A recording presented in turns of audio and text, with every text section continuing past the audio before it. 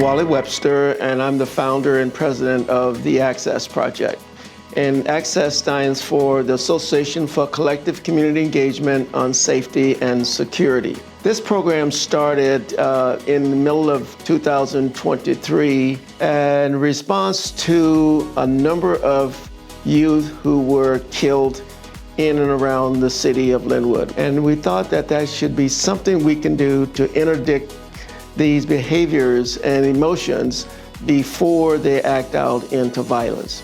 And therefore, the Access Project is a mission to interdict the behaviors of youth, mental health, as well as other behaviors before they become catastrophic and result in criminal behaviors as well as self-harm. So I've been involved in the Access Project since its beginning. It was born of a need to help youth before they end up in the courtroom and end up involved in criminal activities. And I'm proud to be a part of that vision and the mentorship, the leadership, the community wellness that it provides. Wally's an amazing person. The Access Project is an amazing program. From my perspective, being a judge in criminal court, a lot of what we do is very reactionary. A lot of the laws that we pass are reactionary. Punishment is very reactionary. But if we want to make a long-term investment in crime prevention and the health of a community, we have to start with kids and families to intervene early and prepare people for living their best lives and remaining crime-free, 10 years, 20 years, 30 years down the road, rather than reacting after it's happened. You're reacting when you dial 911. Therefore, we want to be proactive and get in front of the 911 calls. We try to connect students or youth in the community with resources that they need. For example, counseling, after-school activities, tutors, therapy, anything, any limitation that they encounter. So we try to eliminate those barriers so they can continue school and eventually graduate. In my role as an assistant principal at Jackson High School, I really seek to remove barriers for my students. I remember when I was in high school, I didn't have anyone to speak to. So when I think about how I can best serve my students, I want them all to feel seen. I want them all to feel heard. I want them to know that there's always someone looking out for them. Whatever their struggles are, I want to help them get beyond those.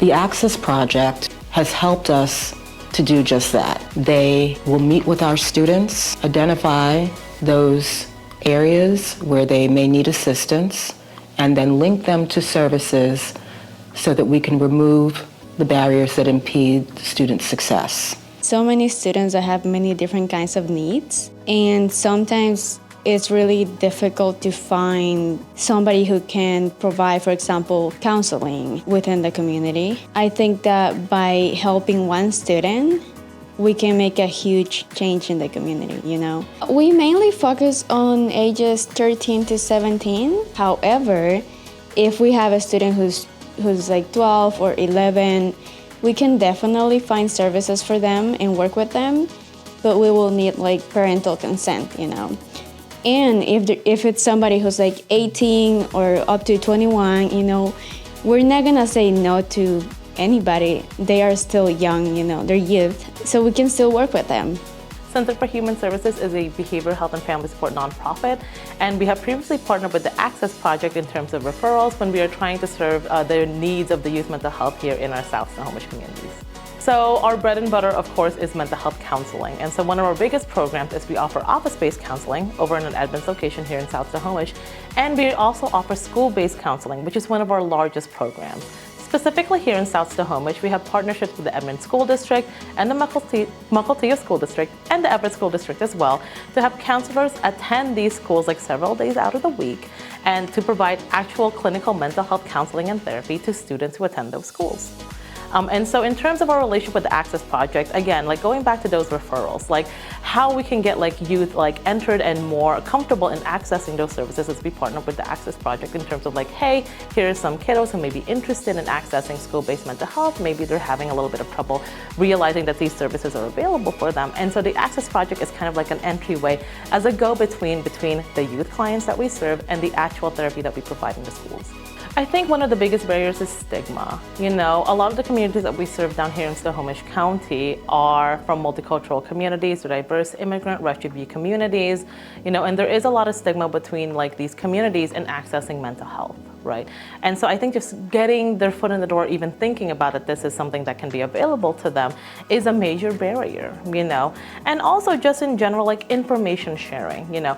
We have one counselor who goes to the schools, right? Like not just one counselor, but like we'll have like one counselor going to like each school. And so in terms of like the caseload, sometimes it can fluctuate. And I think that that might discourage some youth from accessing services because they're like, oh, well, I'm not gonna get in anyways. And that's where the Access Project really comes in, and like supplementing we are here to offer these clinical therapeutic services, and then the Access Project comes in with these additional programs and events and youth activities throughout like the year. So instead of just like having that 1 hour of mental health therapy, which is amazing, and we're so happy to be able to provide it, the Access Project comes in with that community support to help maintain that high level of mental and emotional well-being for our youth in the area. Compass Health's partnership with the Access Project allows us to support youth who need mental health care beyond what's available in schools.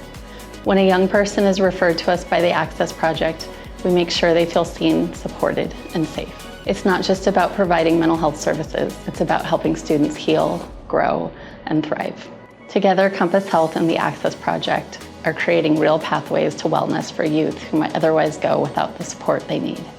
This year, the Access Project has connected many of our students to counseling services, but they've also trained a number of our students to work as peer mediators. With the peer mediation program, our students support other students and teachers in resolving conflict. This has been tremendous for our community. We've been able to get ahead of issues that may normally turn into things that are more serious. We have been able to restore relationships between students, restore relationships between students and teachers. This area has a tremendous resource of community organizations that are outstanding and very, very good at what they do. And so what we try to do is navigate these youth to the appropriate service that can meet their needs.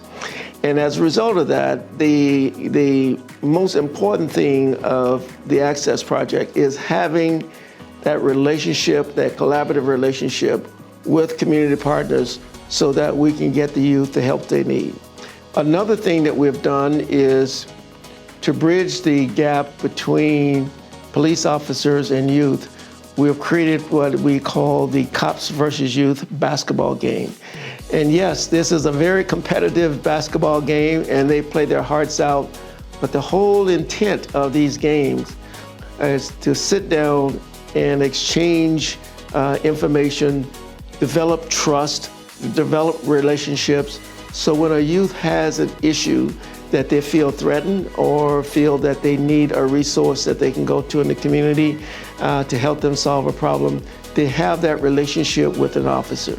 It's been awesome. It's been excellent. It's been really cool to, interact with the kids in our local communities and, get them out there and get something active, so, they can see us in a different light outside the uniform, because that's usually why they see us most of the time is when we're in uniforms, for bad stuff. It's never, we're not firefighters, so we're usually there for something, that's usually negative in connotation, and to be able to play sports with them, be active, and just have a competitive fire and just compete and be teammates as well is pretty awesome. Yeah, I mean, the first couple times we've had conversations, you can tell they want to say stuff, and then after we've been consistent, coming all the time, and they recognizing our faces as police officers, outside the uniform, they open up and ask more questions that are, more intimate questions that we can help with, I've had, it was a young man there who asked me a question about drugs in the school and stuff. He was, he You know, he wanted some advice on what to do if his friend had marijuana in school or stuff like that. And that's a question that wouldn't have been asked the first day we did this. So, you know, it's pretty awesome, the relationships that we've been able to build with our youth in the community, that they feel open enough to come ask me a question about stuff and back up with. Trust is a big deal. It's like, hey, I'm a human being. I have 2 kids. You know, my son played basketball. You know, I'm able to share this with them as, you know, person to person rather than authoritative figure, and it's building that trust. And without the Access Project, I wouldn't be able to, you know, play these games with the kids after work and stuff. So it's definitely opening those doors, you know, building those bridges between, you know, the law enforcement that comes to the games and the youth that we have in the community. Well, I believe that one of the benefits of this type of initiatives in the community have to do with a reminder for us of how important it is that we see that generations can work together, that generations need each other. And to me, when this happens, when we see the youth interacting with the older generations to share one another's experience, is for me where growth happens, where healing happens. This project, I believe, is an opportunity for us, for older generations to support the youth, and for the youth to know that the older generations are supporting them, that there is a purpose for them, there is a future for them, that there is a place for them where they can find life, true life, and not just the type of life that goes away. And so when we're moving and when we have access to parks, we have access to the Cops and Kids programs or Cops and Basketball program that the Access Project is doing, it's getting kids moving. And when we're getting kids moving with other people in community, it's like the double hit. Like you get the physical activity hormones being released, but then you also get the connection, the trust with another person. That's like a double hit of positivity. So kids, I think, need that now more than ever. And how can we provide and create spaces for that to happen? To get the youth to communicate with us, we talked to several focus groups, and these focus groups told us that one of the ways to reach youth who are having challenges but are introverted and do not want to express those challenges, such as domestic violence or sexual violence, they will not express those directly to you verbally, but they will draw those out in art and poetry. And so we have an arts and poetry program going as part of the program. So I've been with the Access Project since the beginning, and for me, it's an organization that represents a lot. This new generation needs all the support that we can give them, and I am part of the board and also member of the community. We have been working together with the schools and the community, try to get access, like the organization, to the kids, and to provide a secure place and secure environment for them to be development. So I think the Access Project is a vital to the community and the youth, because we are not trying to make everybody fit a mold. We are trying to identify what motivates the kids and make them understand, help them understand who they are, empower them, and also that they feel supported. Honestly, thank you very much. I mean, the Access Project, they helped me out a lot. Like, I did not have a lot of guidance. I didn't really know what to do, where to go about it. I was wondering if I was doing the right thing. Like, am I taking the right classes? Am I doing the right programs? How can I connect with people and get into internship opportunities and like shadowing opportunities and such? And I mean, the Access Project helped me out so much with that. I mean, I don't think right now, if the Access Project didn't, if I wasn't to meet Mr. Webster, I don't know if I would still be kind of in the engineering field, right? Just because of the fact that I wouldn't know what to do. yeah, but now the Access Project, helped me get on the right path and figure out what I'm supposed to do, where I'm supposed to be, how I can connect with those people and get into those internship opportunities. And there aren't words to thank them enough for that. Yeah. As I said earlier, there's a lot that we do in criminal law that's incredibly reactionary. We're not involved until the problem has surfaced to the point that there's police contact and you're in court. Wally's program, the Access Project, seeks to intervene early and prevent people from even seeing the inside of a courtroom. It provides the community healing that's needed to stop the problem before they end up in a courtroom. It's amazing just how many people in the community were involved in the creation from the very beginning.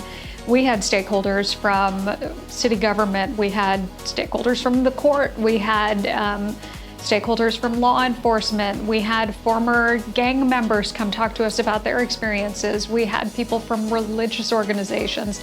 Everyone came together because we all saw that there was such a need to intervene with youth before they end up in the criminal system and provide that hope that wasn't there, that hope that 5 years, 10 years, 20 years from now, the system will be better, the community will be healthier. I will ask to anyone who is watching the video to support the Access Project in any way that you can. Be a volunteer, give support, give money, whatever you can do to make our community feel seen and feel safe, and we really thank you for that.